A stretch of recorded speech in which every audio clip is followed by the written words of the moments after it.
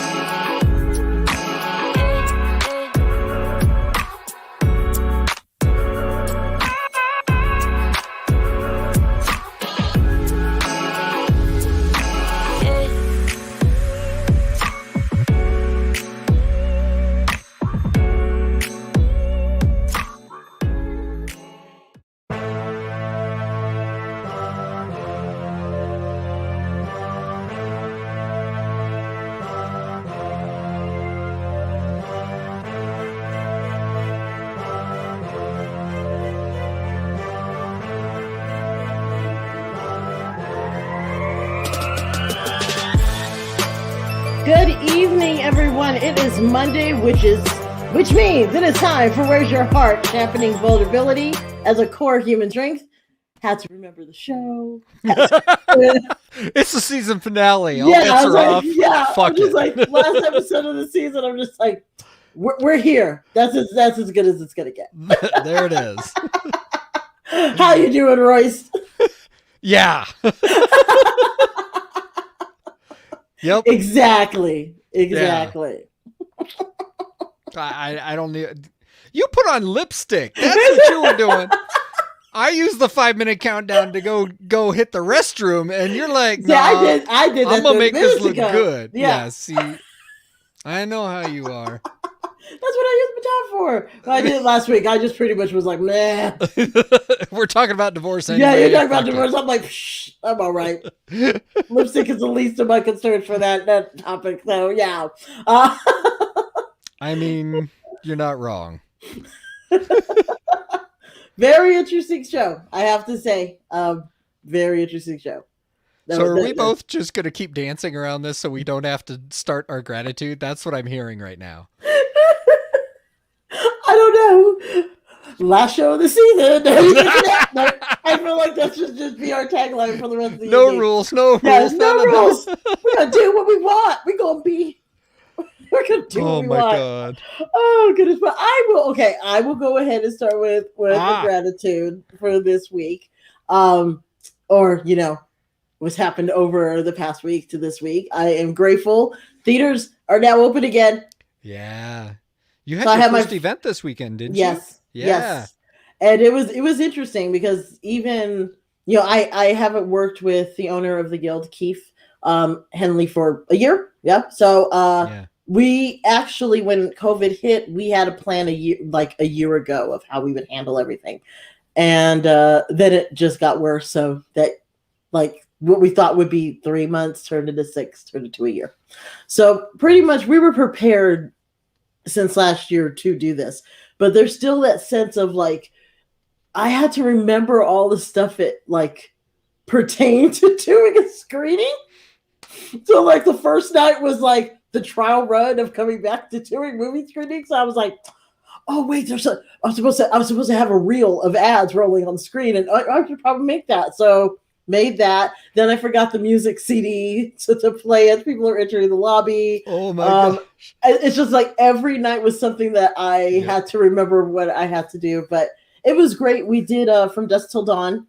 I saw that. Yeah. Our great friend, local artist here, John Sanchez, created a poster in 1 week for that event. That thing glows in the dark to top it off. It is an amazing poster. And he did it in 1 week. He's actually really excited about our next late night screening, which is Hedwig in the Angry Itch, and he's doing a poster that's in glitter, so for Pride.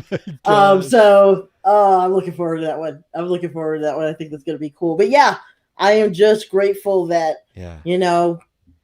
people, at least majority, did what they could to start, bring the spread down and get us back to where we were hoping to be a year ago, but it's getting there. Yeah.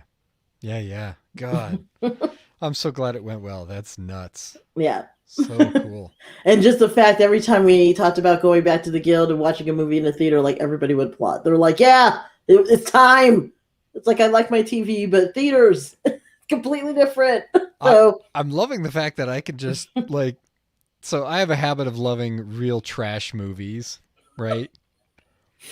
Ones that you really don't want to pay to see in a theater. Mm-hmm. But I would, because I'm it's fun to do that. But now they're pumping them right to fucking HBO. And I'm like, wait, I don't have to go to a theater and oh yes, please. Waste 2 hours of my life now. That's what I learned from Avatar: The Last Airbender when, M. Night Shyamalan decided, I don't need to follow the premise of the original cartoon. Let me just do my own thing. That was the first time I went to a manager. I was like, I want my money back. I can't get this 2 hours. Give me my money back. This was the worst movie I've ever seen in my life. But yeah, never demanded money. I did it with that movie. So that angry. was your line. Yeah, that was your line. He crossed the line. I want my money back. My line is only like, if you fucked up the stereo system, that's when I want my money back. Like, I know I'm going to see a shitty movie, but I'm paying for this because I want like 30 feet of wah, and I want sounds that make me shit my pants. Like, this is why I pay you my $10. All right, Roy. So what is your gratitude for today? Oh, come on. I've been talking about all this other stuff, hoping we could just skip that. Nope.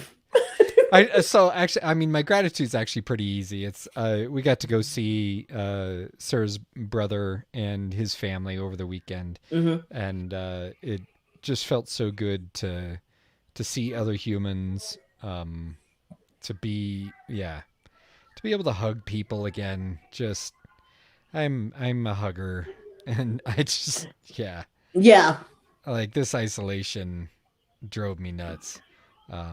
So yeah, being able to see them, being able to see friends yesterday for the first time, just huge.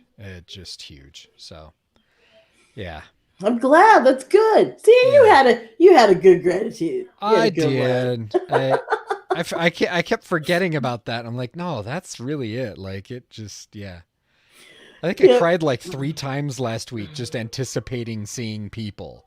Like, just so excited, like, oh my God, I get to give him a hug. It's gonna be awesome. And it's that joy pain thing, where it's just like, this has been a hole in me for the last year plus, and and like a hole that I haven't spent a whole lot of time with, because I know there's no fucking solution.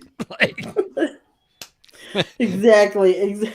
So. And that was, I have to say, the one thing I was scared when we did the screening, the CDC came out with their new announcement that people who were fully vaccinated didn't need to wear masks outdoors or indoors. You don't even know how frustrated I was that was announced, because I'm just kind of like, okay, I'm sure that's great and true, but like, you need to explain to people. You just can't come up with a statement like that. There's got to be like explanations, such as, we're suggesting it, we're making this recommendation, but you still need to follow what businesses are doing, what restaurants, clubs, and whatever. That was in their official announcement, but it was never quoted. Now, hey, I'm like, right at the bottom, they were just like, oh, by the way, you need to listen to what the businesses say. I mean, this is just our recommendation, but you still got to listen to businesses. So now you're already seeing articles about like Ricky Schroeder from Silver Spoons getting in a fight with like one of the employees from Costco because he didn't want to wear a mask. And it's just nuts, because I'm just like, I don't know, man. I'm a fan of masks. They take absolutely nothing away. Like, all right, so I had to learn how to smile with my eyes. How's that a bad fucking thing? You have to learn to smize. Learn to smize. It's so, like, I guess I just, not a big push, man. Especially with the fact that, like, there's huge portions of our population that either haven't been vaccinated yet because they're fucking idiots, or because they can't get vaccinated yet, or they're children. Yep. And we've got variants right now, both the India variant and the UK variant, both seem to target young people and children. Well, that's not a fucking experiment I want to be a part of. Yep. So I'm going to put on a fucking mask. And I'm kind of like, a lot of this is assuming that people, use common sense, and being that we've seen how people have been. 70 million people in this fucking country voted for Trump. There's no goddamn common sense in this fucking place. I really got to make a Royce rant. Sorry. Come up. I got to make one. Just for moments, like. I'm sorry. Trying to be nice. I get what you're saying, but that was my whole thing. Like, this whole notion, I'm seeing people on Facebook now, and I even posted about it. People talking about, like, so if people aren't wearing masks, does that mean they're not fully vaccinated? Or if they're wearing them, and if they're not wearing them, are they really vaccinated? I'm like, why are you even asking the question? Can we just, like, focus on our own shit? Why do you need to be concerned? Like, if somebody's wearing a mask, why ridicule them for wearing it? If they choose to wear it, let them wear it. Ain't doing nothing to you. Just stop. I Please, don't even understand. Come ridicule me. Come physically touch me so that I can throat punch you. That's all I've got, man. I got nothing left for these fuckers. Oh, goodness. But it seems to be going in the right direction, so I'm happy with it. That's all I can say. That's all I can say. You know what I think the CDC did? I think they just fucking gave up. I think that was like, well, it's not going to matter anyway. They were like, we're done. We're finished. Those of you who are smart have gotten vaccinated. Y'all can do whatever the hell you want. The rest of you shits are doing whatever the hell you want anyway, so whatever. Exactly. Welcome to America. No button. No button. No button. You have the buttons. You just haven't hooked it up yet. You know, I think, because there's got to be something pops up that, because we need to make a little Royce rant. Little thing just for you. So being that it is our final show of the season, you got to guess that a lot of stuff will happen throughout the evening, like going from 3 guests to 1. Well, and if either one of our other 2 guests shows up, we'll be more than happy. They will just magically appear on the screen with no introduction and much ridicule from us. Exactly. You'll just see their name. But tonight we do have one of our guests that was advertised, and it's gonna take the conversation, I feel, in a direction of, one of the many layers of this conversation we're gonna get to touch on today, so I'm actually excited about it. And it's funny because I was like, I'm just going to read her bio from New Mexico Entertainment Magazine, because it's already here on the website. And look at that. Yeah. So I'll go ahead and read it. So our guest tonight, Winter Flack, is a Chicago transplant and an adoptive New Mexican. A gifted storyteller with a wide, brethren of knowledge. That just means she's fucking smart and knows a lot of shit. You wrote this bio for her, didn't you? I didn't, actually. This was done 6 years ago. Oh, okay. But she is not out on the town now. Because, nobody's really been out on the town. That's fair. Helping you get to know the citizens of Albuquerque and its notable visitors better. You can find her working on her novel. And as I now realize, we have to add going to UNM. She went back to UNM. I'm still debating that. So, kudos on you. Welcome tonight, Winter. Yeah. Thank you for joining us tonight. Hello, thank you for having me. Now, Winter was afraid she's going to have to carry the show. We explained to her that this show pretty much works that we just gab, and then she gives her feelings about the gab, and then we continue the gab. It is very open and friendly, so you're in good hands. And tonight we will be done at 7. Yes, we will. Because I am fucking expiring. We've been waiting for this day. Oh goodness. Okay, so Winter, what is Blackness? Yeah, let's what just is start Blackness? There. What is your feeling on it? Well, that's such an easy question. Oh wait, no, it's not. At all. We determined that with part 1. So where would you begin? Where would you even begin? I don't know. That is a really good question, because I'm not 100% sure where I would begin. I guess, well, it could be in how you're treated by other people. Mm-hmm. It could be how other people actually view you as the individual.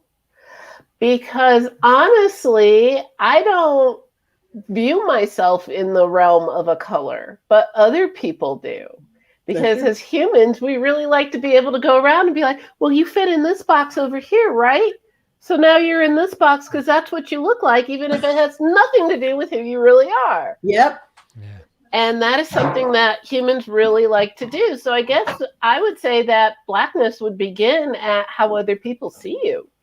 Because that's where whiteness begins, that's where Latino begins, or any other outward trait that you can see. That is actually different than what we had before. Well, so, and I'm okay. chewing on it. No, it's because it's sending me in different directions. Because it's, I broke your gabbiness, and I've only been here. I know. Good. But yet, it's in the sense that I never would have thought of it as that blackness is defined by how others see you, because I think that we as a community still are trying to define ourselves. I think we're still at a level that even the community itself has a hard time,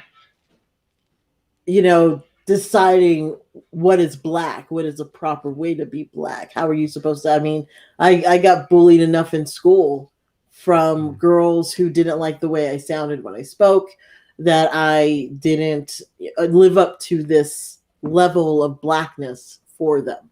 So that is actually a really good way to put it. I think that's a good thing to think about there. I'm right there with you because I got it from both sides all the time. I'm not black enough. I'm not white enough. I'm not Latin enough, which I'm not Latin at all. So that makes sense, I guess. But people are like, when I open my mouth, they're like, well, you don't sound like how you look. And I was like, I'm pretty sure I sound exactly how I look. Not how you perceive I look, but I am. Yeah. Yeah. Did you go to school here in Albuquerque? No, I grew up in the northwest suburbs of Chicago. So that's a whole different scene. Mm-hmm. Oh, yeah. Yeah. Yeah. I went to a school that you could probably have counted, if you used your fingers and your toes, you could count all the black people that were in my school. Oh, and we probably had a few more Hispanics than that. But that was about it. I went to a very white school in a very white area. That actually, we also got all the Jewish holidays off. We had a lot of very Jewish people. But that was it. We weren't exactly a cultural mecca by any standard of anything. I love how you just paint it as... I literally went to a school that was in suburban hell, and I understand why people hate the suburbs, and I hate the suburbs. Everybody's the same. They have the same little haircuts, the same little purses. It's awful. It's driving really me nuts. The little houses. That sounds just like Weeds. Oh, yeah. The Weeds theme song. Oh, my God. It's just horrible. It's true. That's the thing. If you grow up in a place like that, you know how very actually true it is. So yeah. Oh, wow. That's it. Just that your comment about it beginning at that perception is so, I think, number one, important. Number two, it immediately pops me to how different cultures handle this topic, because there is something that humans are. We turn a lot over to our subconscious, and it's required because, we are still animals. And we turn a lot of visual stuff over, and our subconscious sorts it for us, right? Which means highly associative, which means there's going to be visual bias, which means we're gonna associate people visually. Okay, so that part might be universal or semi-universal, but there's within our culture, like the U.S. has done just crazy fucked up things with that thing as a basis. I don't know where the hell I'm going, but there you go. Facts! Well, but yeah, in the U.S., we've gone to great extents to make movies, media, books, all of this stuff, paint minority cultures in a certain way. And we've painted them each separately, but in a certain way. Yeah. So if you're black, you're supposed to fit into this culture. People should be scared of you. White ladies should call 911 if they see you in a park minding your own business. Mm-hmm. But they do it to each culture. If you're from India, you obviously have to run a 7-Eleven and there is no other job for you, or you work at a call center and pretend you're from Ohio. Yep. We're very good at painting these stereotypes and then backing them up with everything that we can throw at them. And the fact is they're stereotypes and they're wrong. I know lots of lovely people who purposely choose to live in trailers who are great people. They're not trailer trash because you live in a trailer. Like, there's all kinds of lifestyle choices. They're tiny houses. And you go in and I'm like, your tiny trailer is so much nicer than my house and you keep it cleaner. Because I hoard stuff and I know that. That's a personal issue. I realize that. We have these stereotypes that are just drilled into us from the beginning. And the problem is that then you perceive yourself the way the world and that stereotype perceived you, and it's not fair. I think you're nailing something really vital to understand there, is that while stereotypes exist all over the world, there's something unique about the way the U.S. market with media, advertising, because, I mean, when you go to advertise, people want to know your market, and the first question is male or female. Second question is race. Third question is money. Like there's a set number, and it's all into that. How do you pigeonhole people so that you can be a good target? And then on the flip side of that is, how do we make those good markets for those products? And so it becomes this critical repetition that is reinforced through every little bit of our culture. I mean, this is capitalism gone wild. This is fucked up beyond all recognition. This is nuts. Yeah. We are no longer supporting people. We're no longer supporting freedom or variety. At that point, we are. I'm losing words. Yeah. It was going to lead to a rant. I saw it coming. But I mean, then it leads to, politicians openly feeling like talking about, oh God, what were they going to name it? That it was like the whole take back our country type thing. It was America first. Yes, America first. Fucking Nazis. Just bringing it up and just being comfortable with, like, pretty much say, like, we need to get this country back to the right place. Right place. So, that's where we're at now. It's just like people are so comfortable to be like, we really know what we want this country to be like. We want it to be back where everybody was complacent and didn't complain, and we kept making money, and that's just how it goes.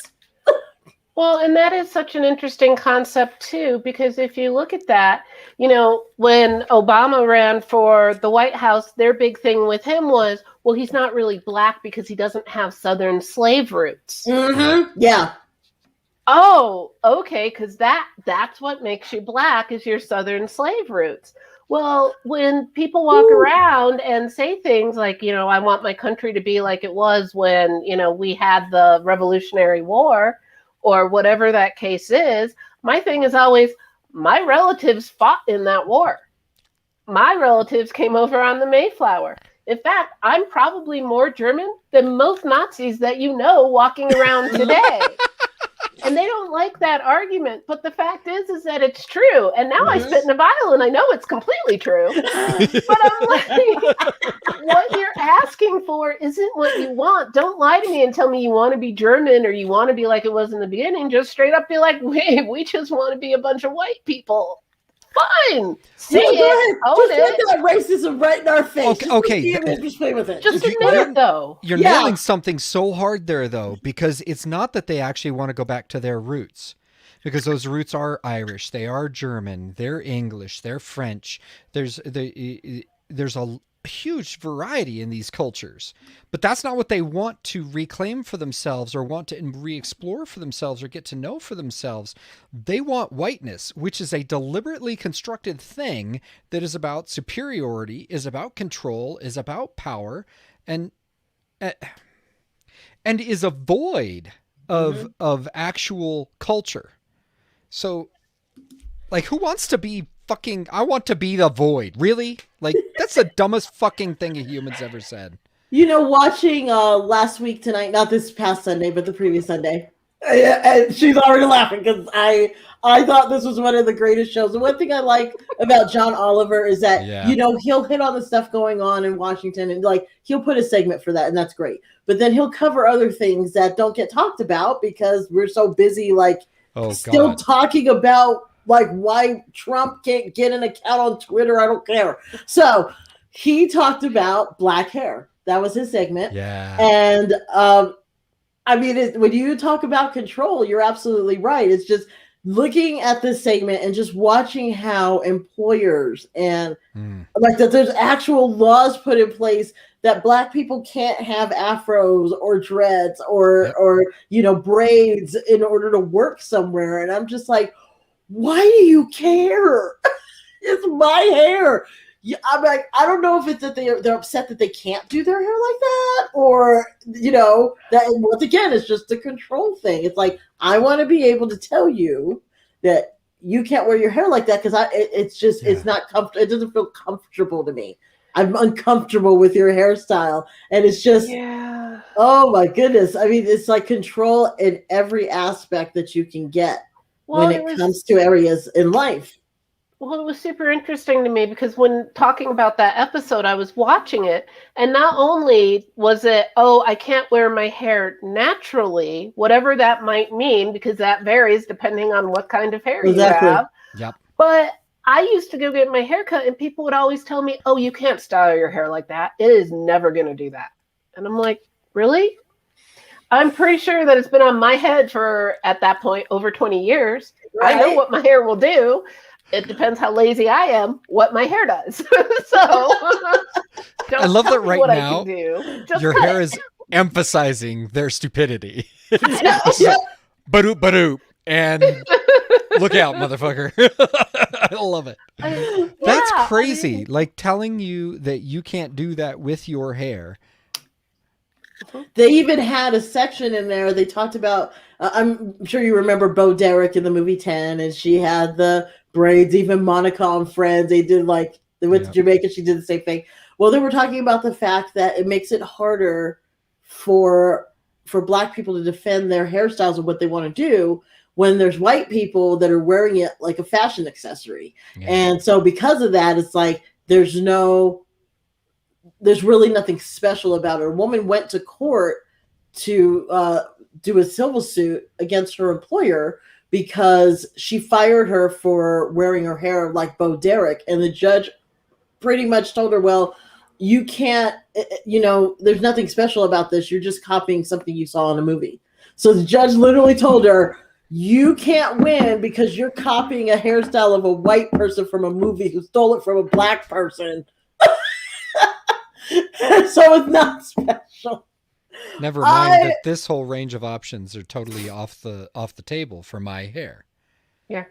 But it's quite interesting. I mean, looking back even with hair when it came to Blackness. I mean, when I was younger, it was about you got your hair relaxed. It was pressed. You styled it in a different way that was, looser and freeing than, so it was I just never got it right for anybody. Not anyone. So, it's just, it's interesting. It's interesting just thinking about that. Like, I remember, I would go through the hassle of, putting in the no lie relaxer that says it isn't supposed to burn, but it always burns. And you got to deal with that aspect. And, if that doesn't get all the kinks out, then you got to go in with a hot comb. And if that doesn't get, it's just so much stuff that goes into doing one's hair. And that still wasn't good enough for either white people or even some Black people. It was, it's very stressful. It's extremely stressful. It really is. Like, hair is ridiculous. It shouldn't be so hard, because I often do my hair straight because it's easier in the long run. And I catch all kinds of crap because it was straight. And I was like, you don't understand. I'm mixed. My hair is very fine. If I leave it curly, holy crap, I look like a poodle on a really bad day. It just goes nuts. Oh, goodness. And this is it's just my hair, and I've learned to deal with it. But I'm like, I can't necessarily do natural either because it's really, really scary. It's really scary. You know your hair's limits. I remember Abby when she was younger, she could not stand. I mean, she has naturally curly hair. Being that she's a mixed race child, she has her father's hair, my hair, and I like to joke like the majority of her hair is like these nice loose curls, but there's this section right back here that's like hard to manage. That's me.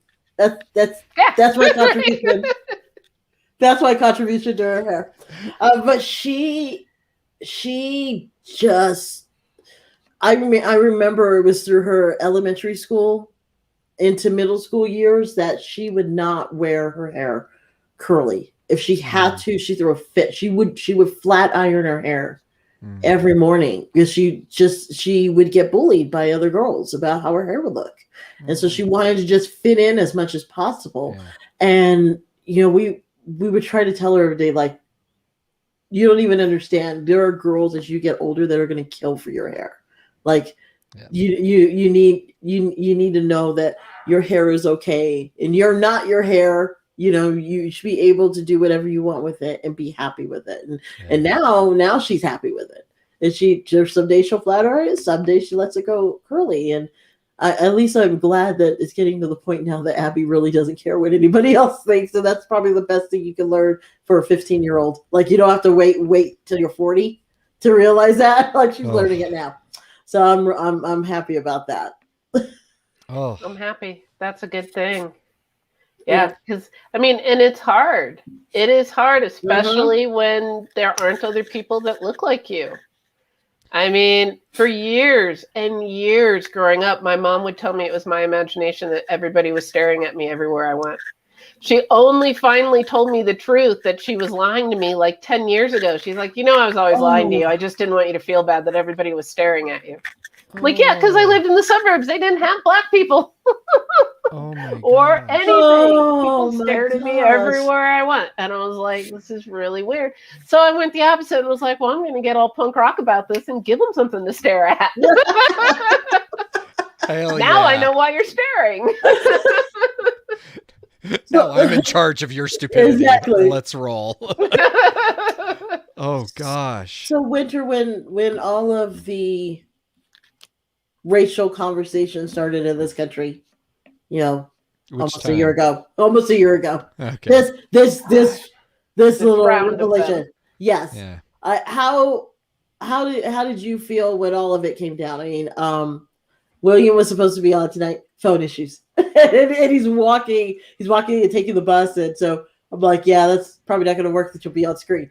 But it's like a conversation I had with William in the sense that because he's mixed race, he's in a situation of feeling like he's not black enough for the blacks or white enough for the whites. And honestly, having a conversation that's talking about, police brutality amongst blacks and actually having black people feel like light-skinned black people have no place in the conversation because they're not really going to suffer how we suffer. So even, our own community at our throats, like how have you handled this situation? How has it been for you? Lovely. No, not really. So it was interesting because I was actually taking a class on the Harlem Renaissance at UNM in the middle of all of this. Mm-hmm. And it was studying race and all of this. And it turned out most of the class was actually about slavery and how we got to the Harlem Renaissance. So it was a very informative, absolutely miserable, but fascinating class. Oof. But to me, it opened my eyes as to where it all came from, because being a mixed individual like myself, you realize that the black community doesn't want you because they think you have more privilege and your life is going to be easier and better than theirs because you're closer to being white. And the white community doesn't want you. Statistically, that there are statistics that show that too, that gradation matters, right? In treatment in some settings. In some settings, but the problem with the fact that gradation supposedly matters is that when you're in the middle of the grade and not at either end, you end up with no community. Yeah. You have no backing. And one of the most interesting things I learned is the new definition of racism is that you have to be the minority group and you have to be calling out the majority group. Based on that definition, I can call out both white people and black people as being racist towards me, not generally, but I have run into that, You're not black enough, you're not white enough. It makes it really hard to develop a community. And I'm not the only mixed race, like it's not just the black and white mixed race, it's any mixed race person. Yep. It gets really, really hard. I even have friends where they're mixed members of the Latinx group, but because they're mixed from two different ones, they still have the same problem that I have, and nobody wants you. Yeah. And it's really hard and it's really painful. And it comes from a lot of the early literature that we have from slavery up through things like the Harlem Renaissance. And I'm like, it's very unfair because, again, I'm being labeled by what you're seeing and you expect me to be this person when that's not how I grew up. That's not who I am, and all of this stuff.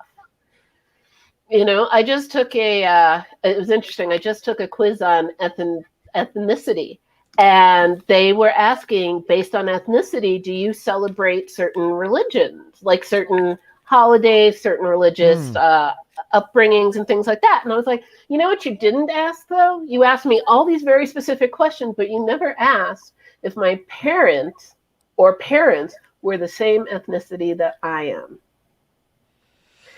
Because I celebrate the parent that raised me, it's a holidays, but she's not the same ethnicity as me. So you're leaving out, you're still skipping, like, and this was a psychology department at UNM. You know, they're trying really hard to be very culturally aware, but I was like, you left out a big question that you would not have noticed because you are the same ethnicity as your parents are, but not all of us are. Because it's going to come down to what they're seeing. And just like you said earlier, we'll put you in a box, and this is your box, and this is your label, and because you fit this mold, and you cannot break from this mold. When there's so much more, to ethnicity than that. Than just what you see.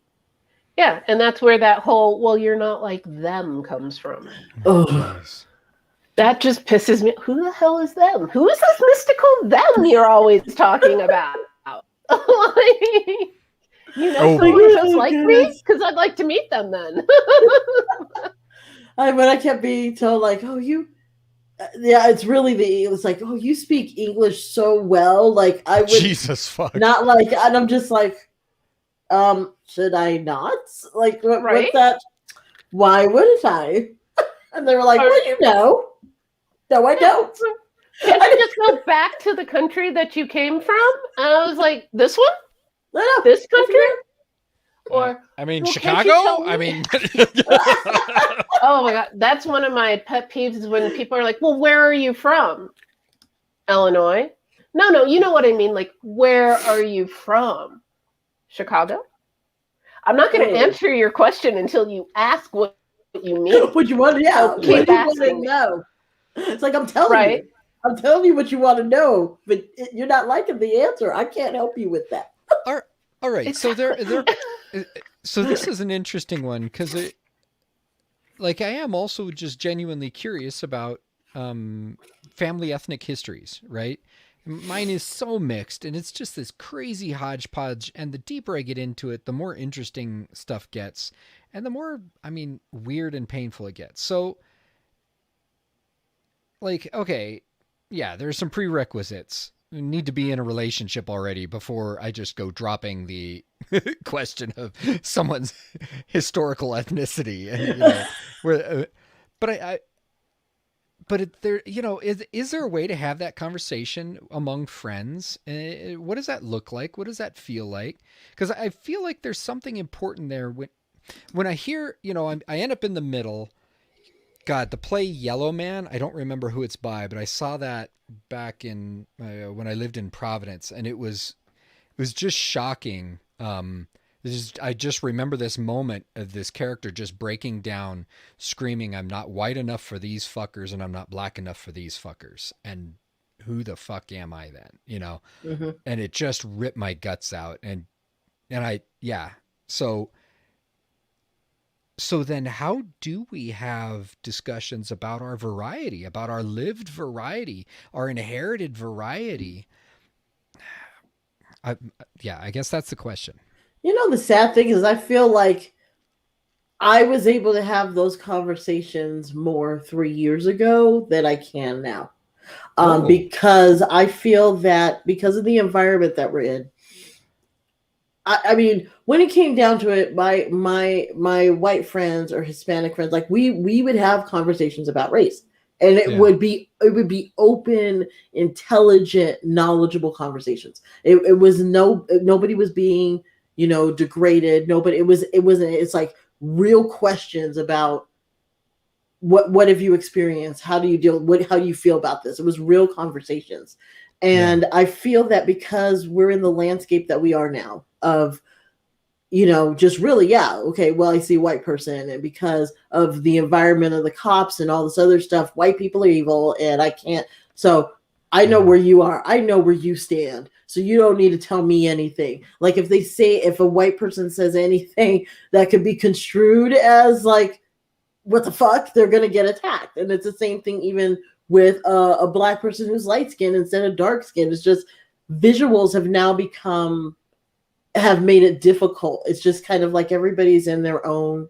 It's weird. It's like everybody has even we had white people doing that, but now we have other races doing it. That it's like, you are this.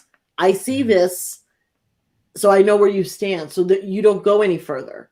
The fact that even having the conversation about, what is black, when people are talking about like, okay, well, if you came from Africa, and obviously you must have, if you're dark skinned and you have this, and it's just like, but what if we didn't? What if we didn't? Like, you can't just lump every dark-skinned person to say, you all came from Africa. Like, it doesn't.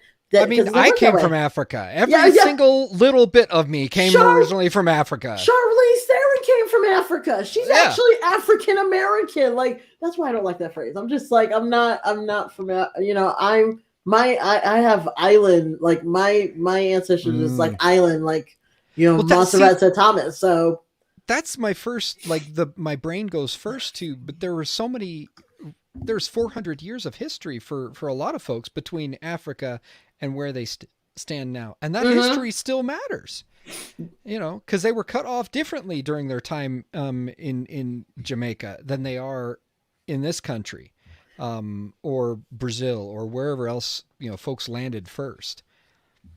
But the interesting part of that is, I think certain Black Americans are really quick to grab onto that whole like, well, this is my history and these are my ancestors, but at the same time not wanting to do the history to find that out. They're just kind of like, it was when Beyonce came out with The Lion King. I know that's not what it is. The Disney, pitch video extravaganza that was like, I guess, the follow-up to Lemonade, but it was all, centered around the Lion King. When she did that, she had these like amazing costumes and dance sequences and, using certain languages from different African tribes.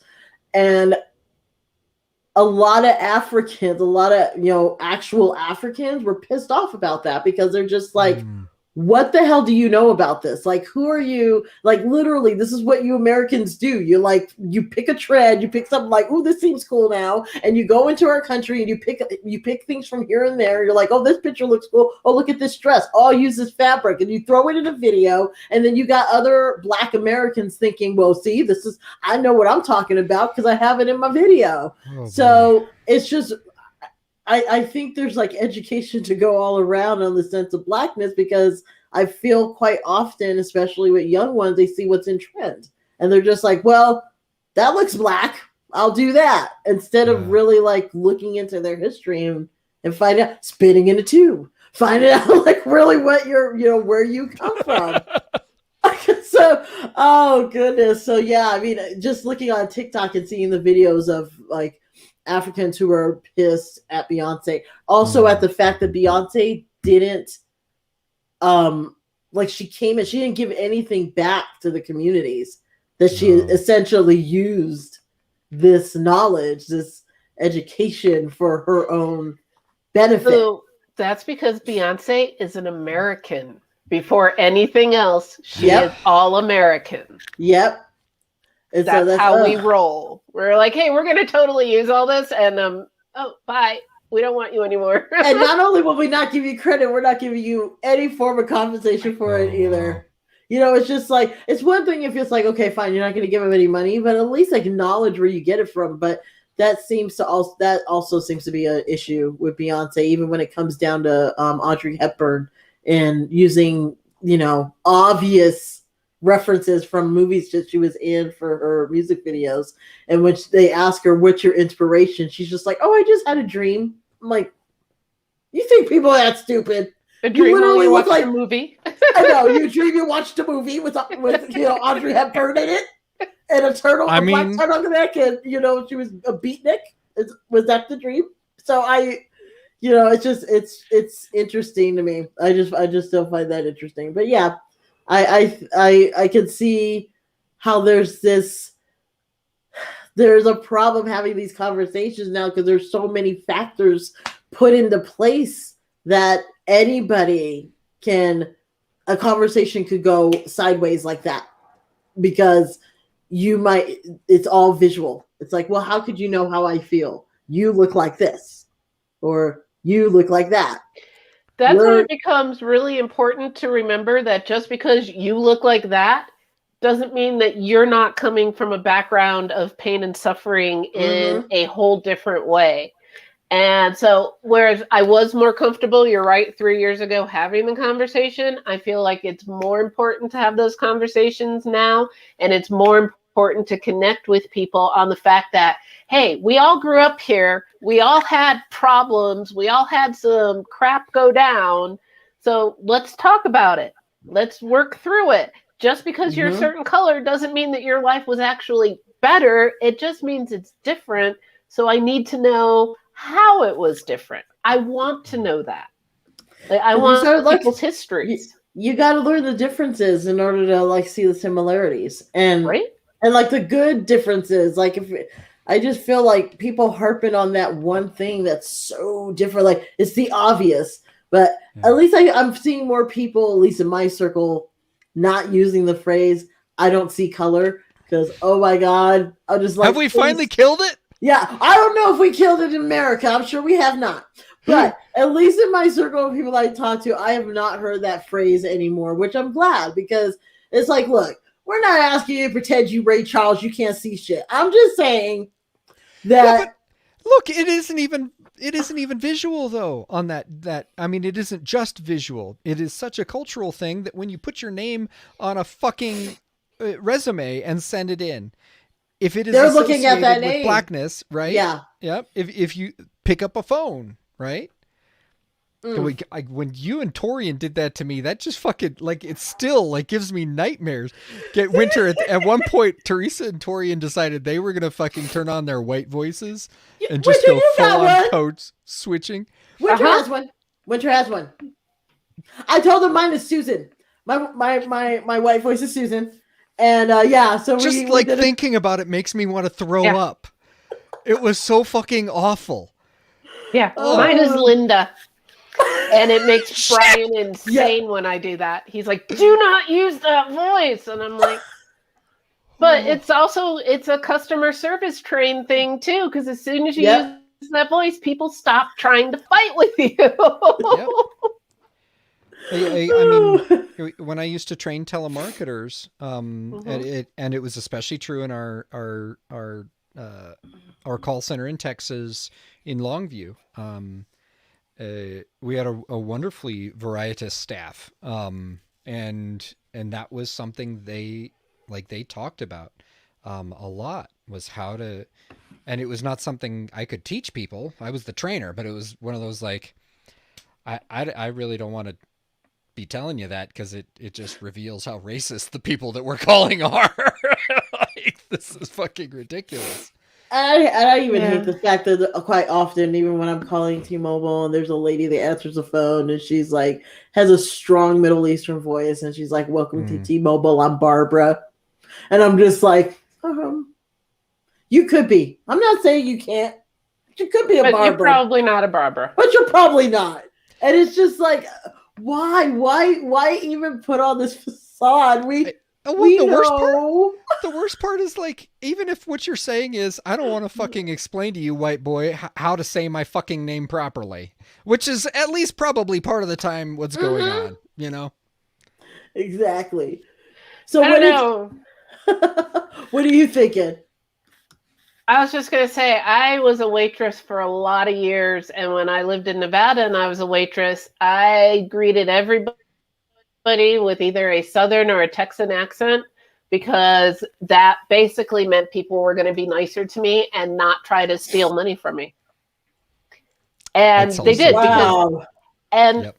The catch is that I think, one, if you speak with a Southern accent, they actually just think you're dumber.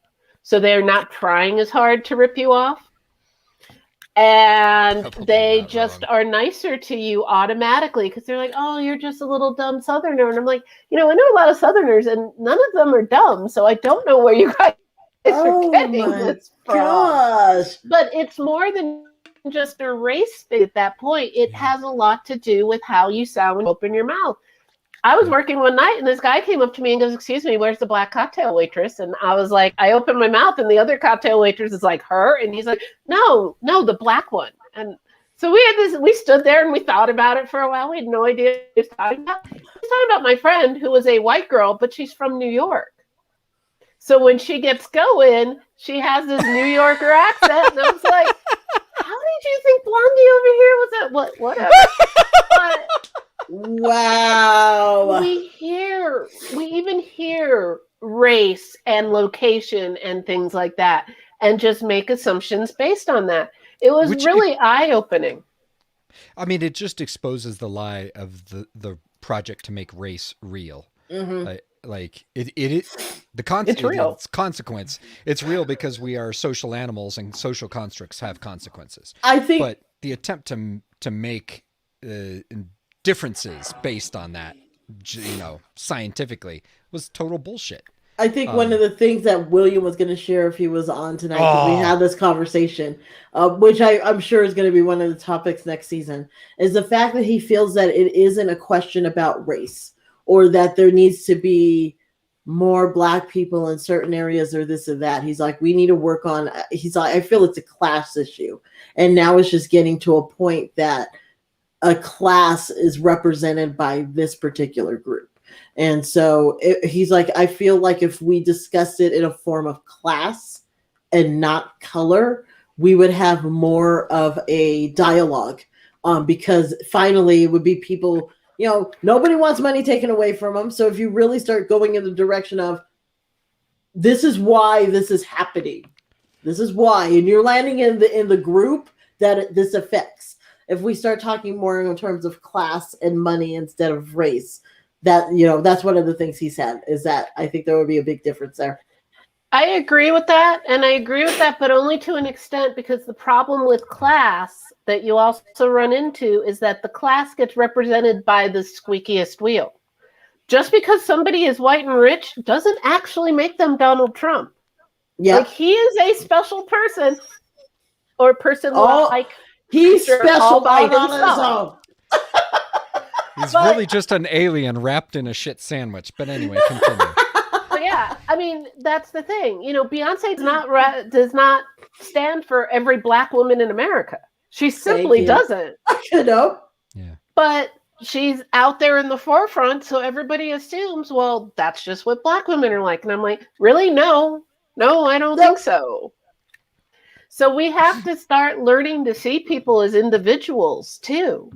And I don't hate groups of people. Like, I used to joke, hey, I'm totally racist. I hate the human race equally until they give me a reason to like them. But the fact is that I approach each person like, well, you're a different human. Let's see what kind of human you are. And we can go from there. Mm-hmm. I don't know, man. I have a strong bias against white men right now. Strong bias.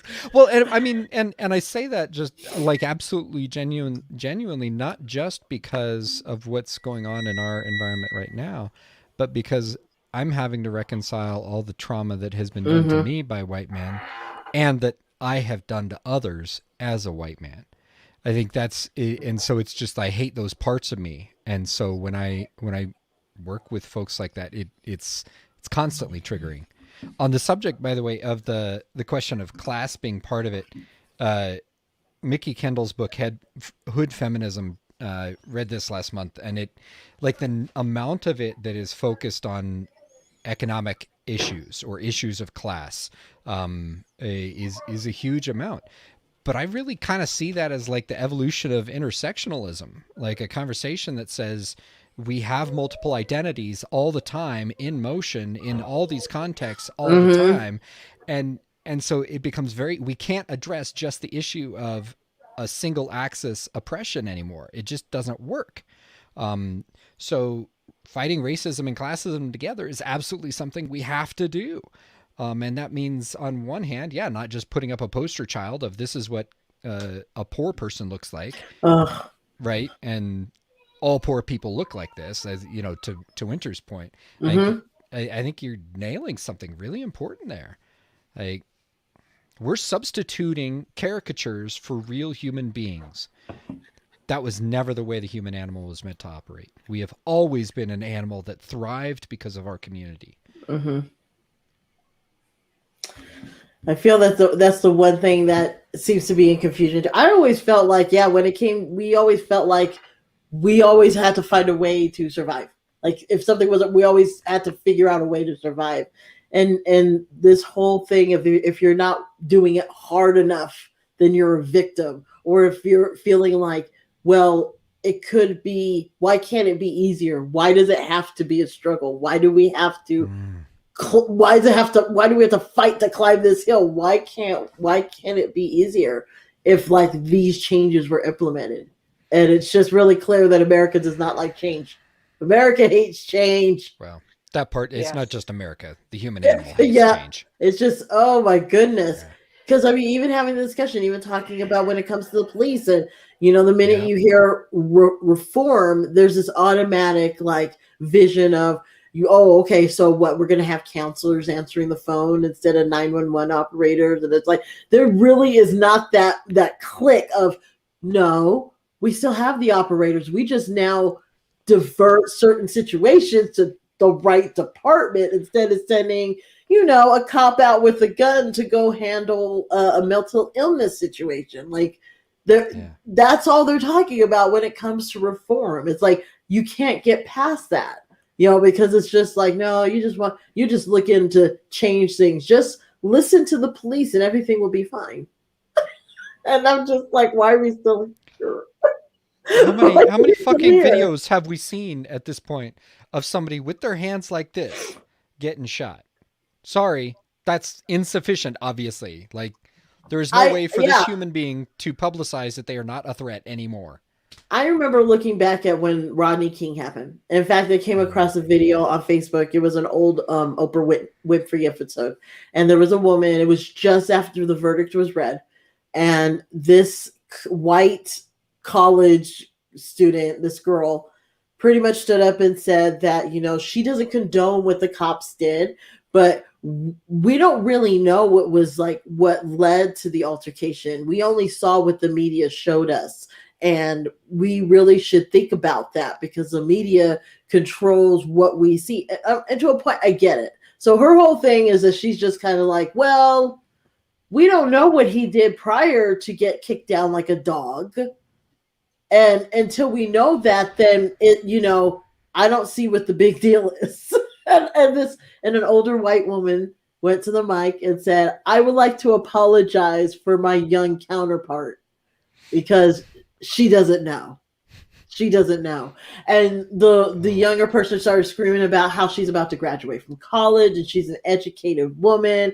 And the lady was just like, well, if you're educated, then you would know that the comment you just made was ridiculous because this has been going on forever. If you actually are standing at this mic wondering, well, I don't understand why this is a big deal because we don't know what we saw.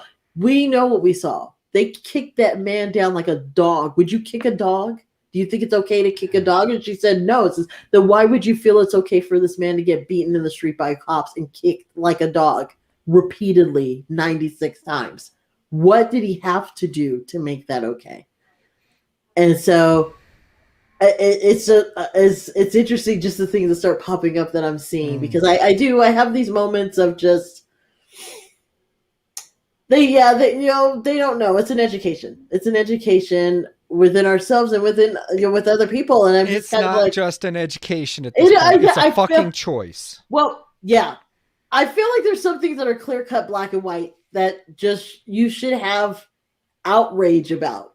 There was an elderly older woman. I think she was in her 79, 80, who was mentally ill. Who was it was the one who her shoulder was dislocated by the police, and then they found a tape of the cops laughing about it, which classy. But there were people on that page that were so outraged, and somebody brought up the issue of race, and one of the ladies on there was like, it shouldn't matter what the race is. This isn't right for anybody. And I was like, yeah.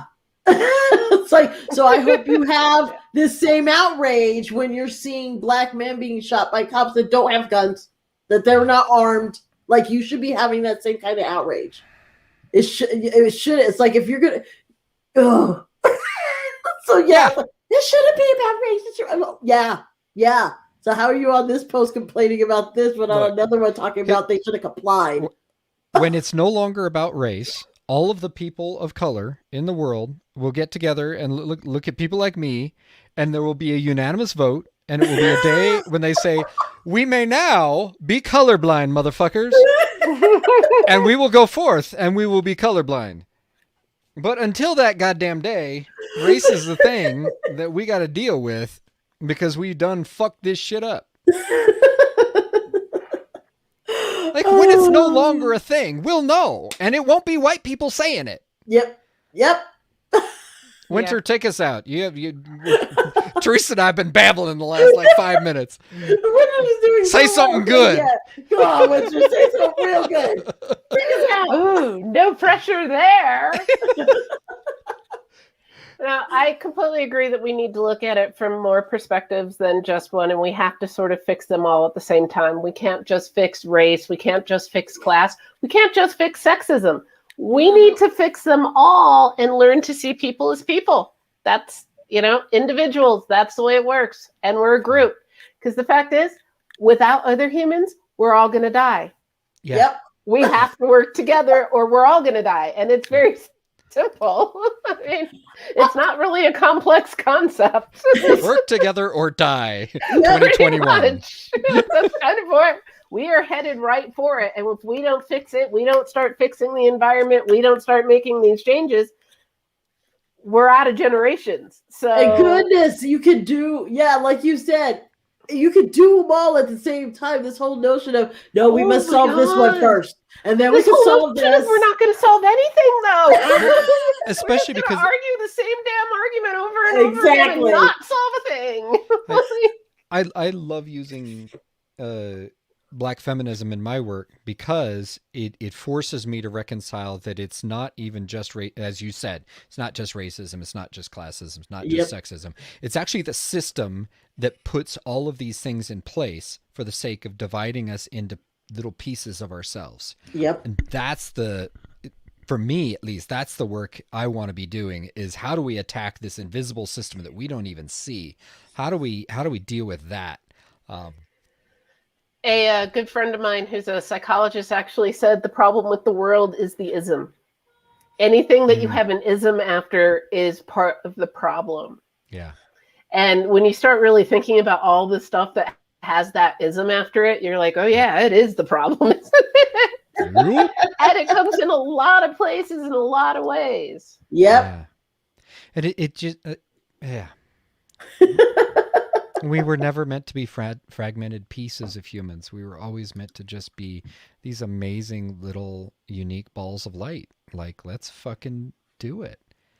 Yeah. Oh, okay. So we actually went, 9 minutes over, but this is a lot closer than 4 minutes over. 4 minutes. Okay. It's only 7:04. I do math good. Well, I mean, the live feed says 109 because we start 5 minutes early. That's all, Oh yeah, that's true. Not counting the 5 minutes. Yeah, we're only 4. So we did pretty good. We did pretty good. Winter, thank you so much for coming on. Well, thanks for having me, guys. Yeah, gonna send you back. We'll talk to you in a bit. Bye. Bye. So, the final show of the season. Season 2. Wrapped. Woo! Season 2 is wrapped. It's like 23 episodes or 25 or I don't know. It's a lot. There's a lot of episodes. but far fewer than season 1, which just kept going. Yeah, because you guys didn't take a break. Because some of us forgot that maybe there should be breaks. I don't. Actual shows do that. It's amazing. Yeah, it's a thing. And of course, we have to remind everyone, we will be back in August for season 3. But while you're waiting, please make sure that you like us, click the subscribe button, and click the bell for notifications so you know when things are coming up. You're always adding cool shit. I just love this. Okay. Make sure I got that, because I realized I didn't get it in at the beginning, but that's okay. That's okay. Oh, I don't know what I'm going to do with these next Mondays besides, sleep.